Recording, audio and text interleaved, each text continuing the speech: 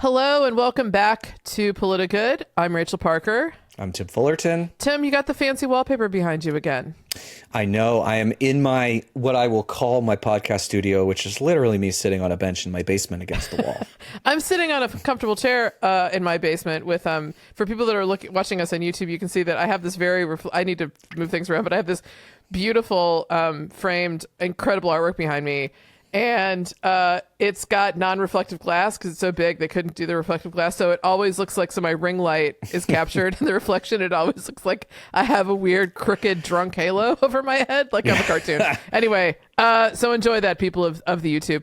So Tim, you have a theme that I want to go back to before we start kind of talking about the bigger picture that we're going to hit on today, and that is that the left needs an influencer network that is well-funded, well-supported, and well-organized that matches the one on the right. Correct? Correct. That's your thing. That is my things? thing. Okay.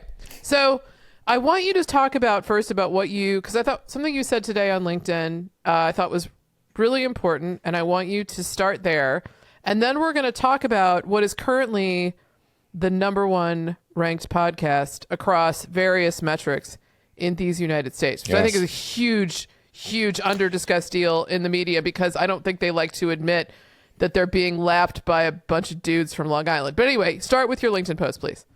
Yeah, so, I mean, for those of you, we're taping on Tuesday the 25th. So over the past few days, we have seen a bit of a massacre at MSNBC. Joy Reid show has been canceled, and Katie Pham's podcast has been canceled, or podcast, her show has been canceled, and a bunch of other folks. And what I was basically saying was, we're seeing the death of cable news in real time, I think. And, they're just hastening this. I mean, these were clearly budgetary moves, didn't handle it very well.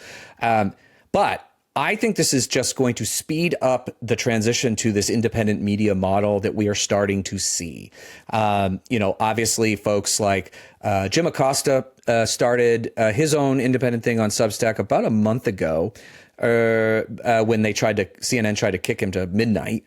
And after a week of him being on that platform, he had 123,000 subscribers, and not all of those were clearly paid. But even if you were to say 2%, which is probably a pretty good marker, he's making $20,000 a month already after a week.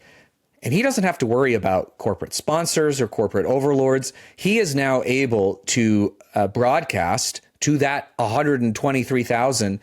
It's probably well more than that now.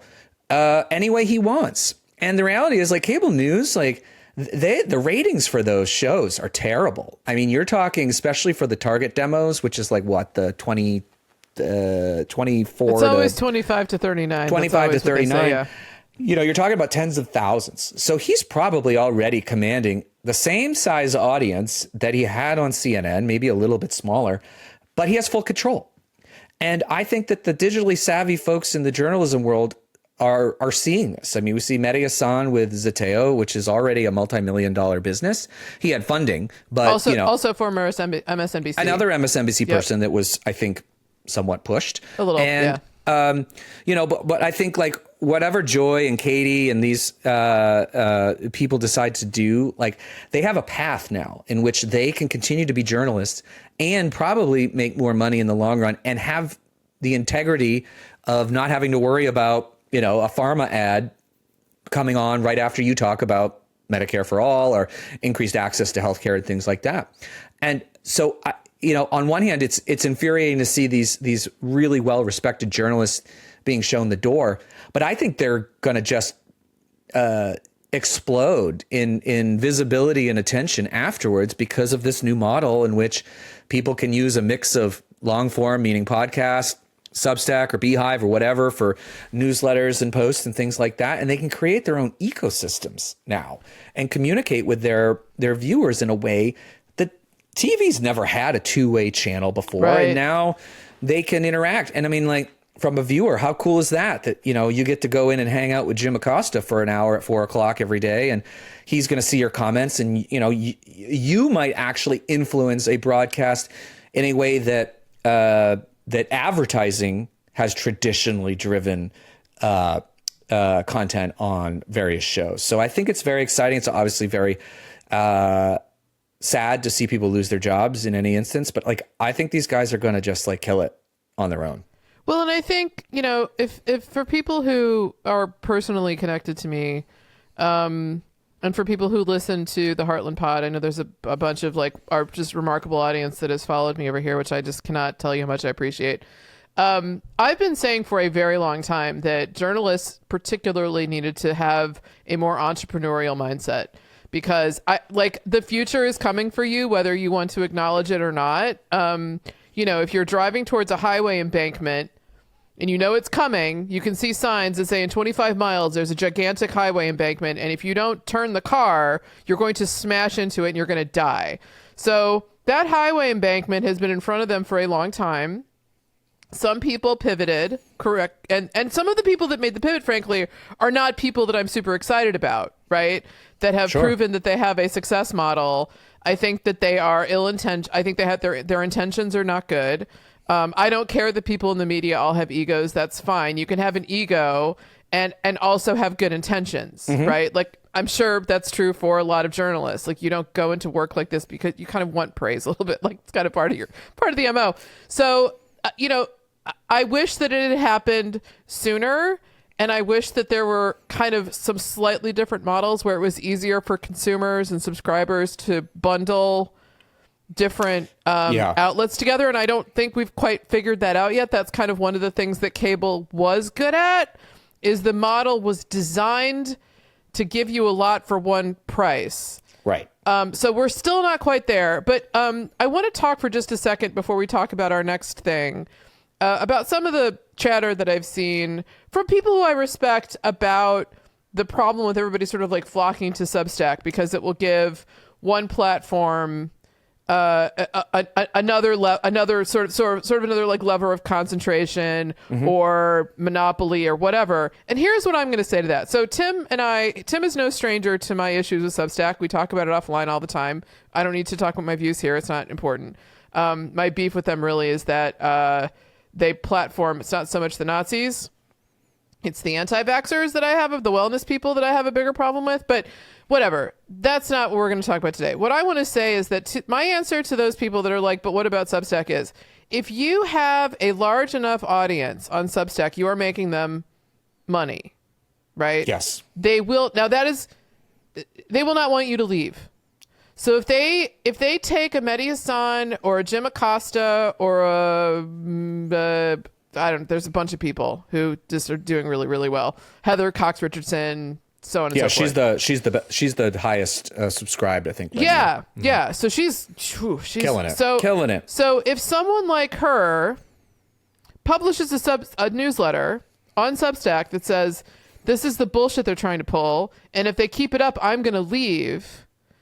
That's going to make it a lot harder for them to pull the rug, to do what I'll use a crypto term, a rug pull on people. I know that's not exactly what a rug pull is. Don't lecture me in the comments, people, about what a rug pull is. I don't really care. But that's kind of what I'm talking about, right? And there are options. So if somebody like Heather Cox Richardson, Casey Newton already left Substack, like they've already lost people. So if they do not honor the moment and kind of see the big picture, because they need to make money, I think it will hurt them in the long run, because the technology that they build is not that difficult to replicate. It's a payment system and a broadcast platform. So I think they have to tread carefully right now. So I think that is really interesting. And I think, what are your thoughts about that? Like, cause I think that's true. I think, like, I'm not saying don't worry, and I'm not saying we shouldn't pay attention, but I think that's true all the time. I think you always have to pay attention. I think you always have to understand that. Okay, go ahead. Sorry.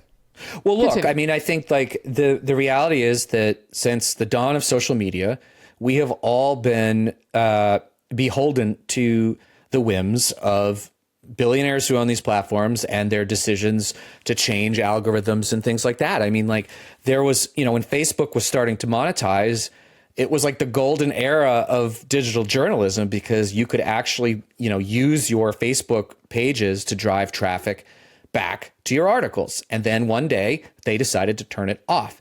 And that decision to turn it off literally decimated dozens, if not more, media outlets because they had become reliant on that traffic. Twitter is another example. People spent over a decade, myself included, building an audience there, and then Elon Musk takes it over and essentially ruins it.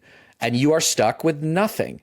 The beauty of the model on Substack is that you have access to the email addresses of people who subscribe. So a threat to leave means you can literally pick up your subscriber base and take them with you.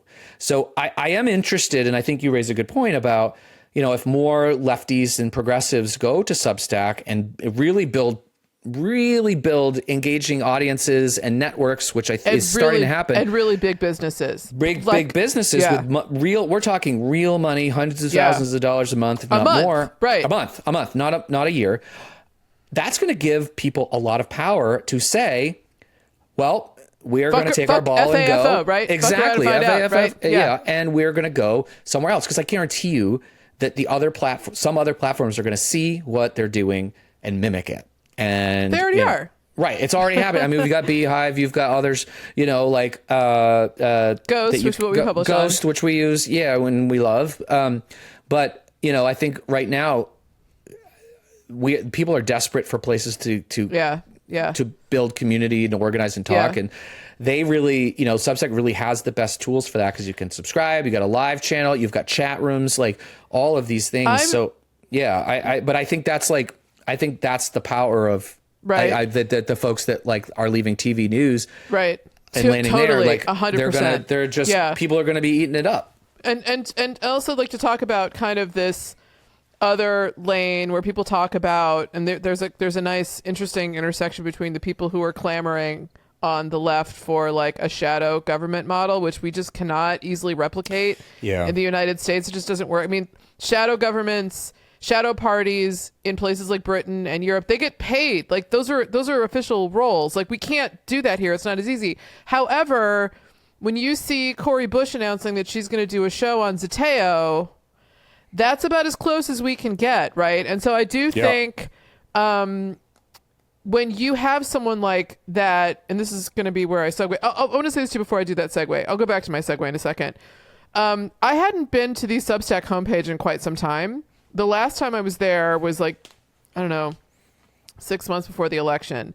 And it was pretty crude. And it immediately started pushing me towards, it was just algorithmic. It was like, do you want to read about health politics? And I was like, I don't even know what the hell that is. And I immediately landed on the pages of all these like virulent RFK Jr. type anti-vaxxers. It was really gross. The Substack homepage now is their notes feature. So they've completely flipped the script on how they present. So it is more like what I thought Twitter should have been a lot longer ago. And they never figured it out because Jack Dorsey is a lazy ding-dong who got lucky with one iteration of text messaging and it became a thing. Which is basically let people remunerate their favorite Twitter accounts. And people have often referred to Substack as monetized Twitter. I think that's correct. And now monetized Twitter has a pretty compelling, easy to use, really pretty interface that is designed to drive people to news subscriptions. So what you said is correct, that if people like Cori Bush and Jabal Bowman, who are going to have a show together, it doesn't matter how you feel about them. That's not what I'm talking about. I'm talking about the left. And Jamal Bowman and Cori Bush are a very good example of what I'm talking about because they are former members of Congress. They're not activists. I mean, they are, but they're actual people that had constituencies and experience inside of the House of Representatives. These are not fringe characters. These are people with political agency, real political agency, right? So who align pretty succinctly with the kind of news that Mehdi Hassan and the Zateo team produced. So that is an interesting development and something that was not even on the radar during Trump's first administration. No. At all. We were still just Facebook groups and get on Twitter and yell at people and so things have evolved. It's certainly going to be a challenging time in a changing space, but I I just wanted to make sure that we talked about that because you were early to this conversation. So we're going to keep talking about it because I think that it is incredibly relevant, particularly if one of these platforms that does accept people's money to get news and information starts to pull some nonsense about censorship or anything, we'll be, talking about it. So, all right. So now we're going to segue. Speaking of, watch this, ready? Hold on. This is going to be good. Hey, Tim, speaking of podcasts and content channels that are on the left side of the spectrum, we couldn't, was that good? Was that all right? That's pretty good. It was a good try. I've had a rough week, man. It's okay. It's okay. All right. Okay. Thanks. Tim doesn't bullshit me, you guys. It's great. It's what our meetings are like. He's like, that wasn't funny. So something happened this week that I did not see coming. This was not on my bingo card, y'all. The number one ranked podcast, according to Apple, and according to Podscribe, and Podscribe tracks viewers across different platforms, including YouTube. The number one podcast in these United States right now is the Midas Touch. The Joe Rogan Experience is no longer the number one subscribed to podcast.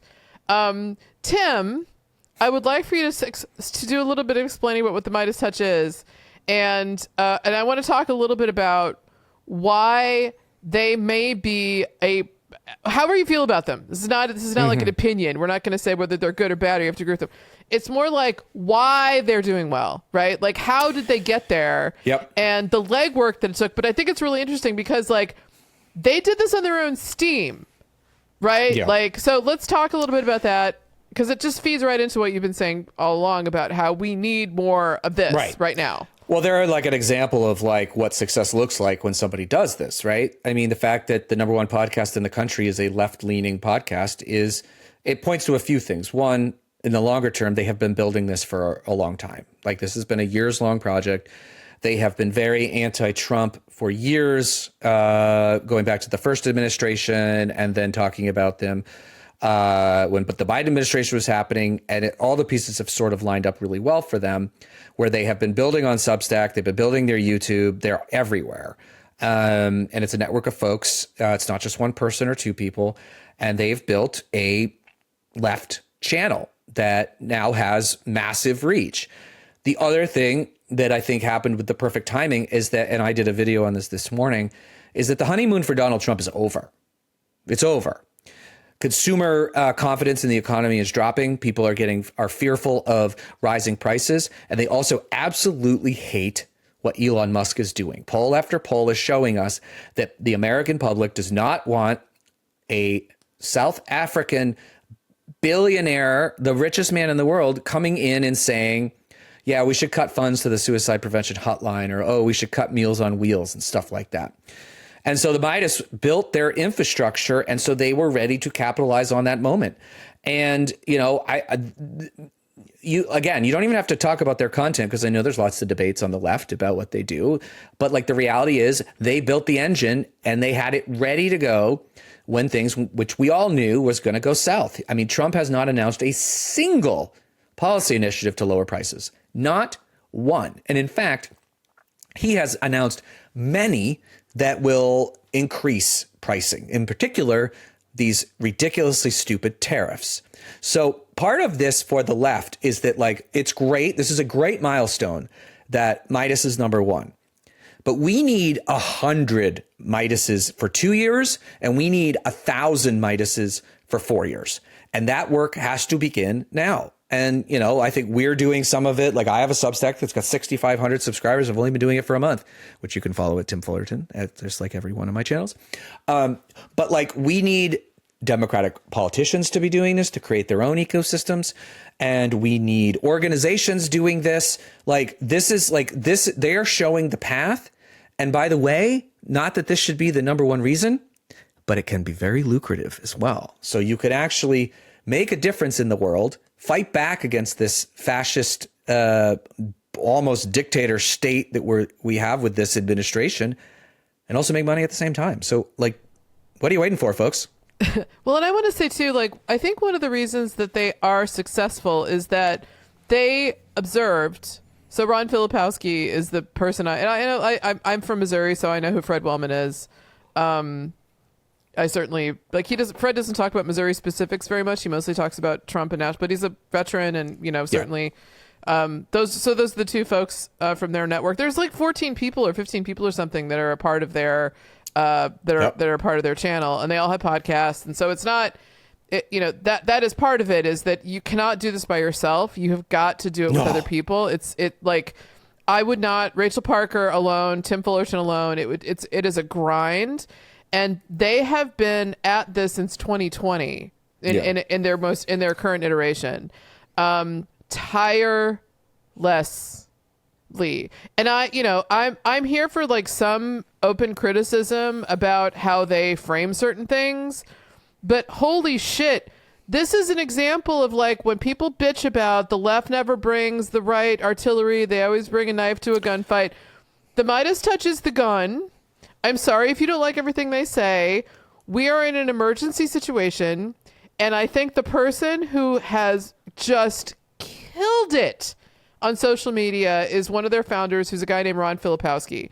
Ron's social accounts, if you want to talk to someone about who's a Trumper, okay, who doesn't understand why what Elon Musk is doing is bad, I think it's hard. I was talking to our team about this yesterday, that, maybe if you throw a Politica episode in front of somebody, particularly the ones that we did last week with Josh and Zoe from Wired and Josh from Talking Points Memo, it might go over some people's heads, and I don't want people to feel stupid. At the same time, I'm not going to apologize for what I know and sounding smart, right? Like, I'm not going to it's hard for people like Tim and I to like, quote unquote, dumb it down. We're talking to a very specific kind of audience. If you want to communicate to somebody who is an unapologetic Trump voter, but is also scared and a little bit like on the fence about, did I do the wrong thing by voting for him? Get them in front of one of Ron Filipowski's social accounts right now. Yeah. Because Ron is exceedingly good at just like this. He's funny. He's super funny. He posts a lot, so he knows that it's a volume game. So if you follow him on Threads, or if you follow him on wherever, like I think he's everywhere. I think he's still on X, because he has to be for the kind of stuff he does. As much as I hate the fact that people have to still be on X, for somebody like him, I kind of want him there, right? Because he's like you get more flies with honey kind of dude. He's hilarious. Yeah. He's hilarious. So I think people need to study a little bit of that, because if the complaint about the left, which I think is overblown, by the way, that we are too much of an eat your vegetables kind of group, and that we get too in the weeds and we're too like brainy, and everybody, which I again like, I take issue with a lot of that stuff to some extent. Ron is a great example of what I think people mean that we need more of. So let's study that. Let's get a little bit better at it. And let's also, and this is not going to be an overnight thing, but let's also get back to thinking about how we can do this cooperatively. Because if we just continue to stay in our own little channels and we don't reach out to each other and start kind of doing what the YouTubers did at the advent of YouTube, which is kind of like invite each other on each other's shows and talk about each other's content, figure out ways where you can, if you sign up for kind of like a bundle. So imagine like, if you sign up for Zateo for the next 6 months, you're also going to get a subscription to whatever. Yeah. That kind of stuff. We got to get really creative. We got to get really smart. Yeah. There's no reason that we can't. It's just about thinking in a slightly more entrepreneurial way, right? Like, I think that's a fair assessment, correct, Tim Fullerton? Yes. Okay. Did you, before we wrap out, what is that? I have no idea. I don't either. It's a long week. It's only Tuesday. Oh my God, every day's a year. Okay, I'll just say congratulations to Midas Touch. You guys have been grinding out. You deserve it.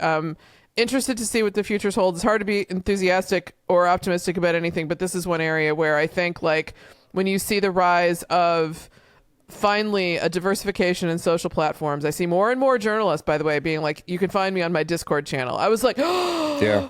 Like, that's so amazing. And then there's also this. So Tim, let's end on the rare high note, but I'm going to make you do it. Okay. I'm going to give it to you. Oh boy, what Be am I? optimistic. What am I saying? Oh, just in general? Yeah, just about this, sure. this area. Yeah. Look, like I think that we are seeing the death of cable news and really TV news in general, but I think we potentially are about to see something better, which is this variety of journalists that you will be able to follow, and you'll be able to pick who you want to follow. And instead of, $80 or $90, $100 a month for cable, you could pick a few of these folks, $5 a month, $8 a month, things like that. And, you get 4 or 5 of those, and you're going to be getting much better content than you're going to get on TV. And also it's going to be a library, so you'll be able to see it whenever you want, and probably have access to these journalists and be able to engage with them. So I think we are witnessing the dawn of a new independent media era that, if played correctly, I think can have a tremendous impact on our democracy, which is desperately needed. So how's that for some optimism? That was banging. Thank you so much for joining me. Always. Okay. Well, I think that is it for us today. Thank you, Rachel, as always, for being my co-host for this. Thank you, everybody, for listening. The listening audience is growing and growing. Thank you very much. Don't forget to leave us a review wherever you follow the podcast. Thank you so much. Yes, the reviews and the stars help us be seen by people, like-minded people who just haven't found us yet. So please do that. We've got 24 of you have given us 5-star reviews on Apple, which is fantastic. We need hundreds. But we need more. We need more, We please. need hundreds. We're also Thank you. addicted to it, so I check it all the time. So please do that. And then also, if you have questions or ideas, shoot us a note at hello@politigoodpod.com. So I think that's it for us today. Thank you, Rachel. Thank you, everybody. And we'll talk to you soon. Thanks. Today's episode was produced by Rachel Parker and Tim Fullerton. Audio, music, and engineering by Chris Lombardo. Our assistant producer is Lizette Nolasco. Find us wherever you listen to podcasts and watch entire episodes on our YouTube channel. Sign up for premium content and more at politigoodpod.com or email us at hello@politigoodpod.com.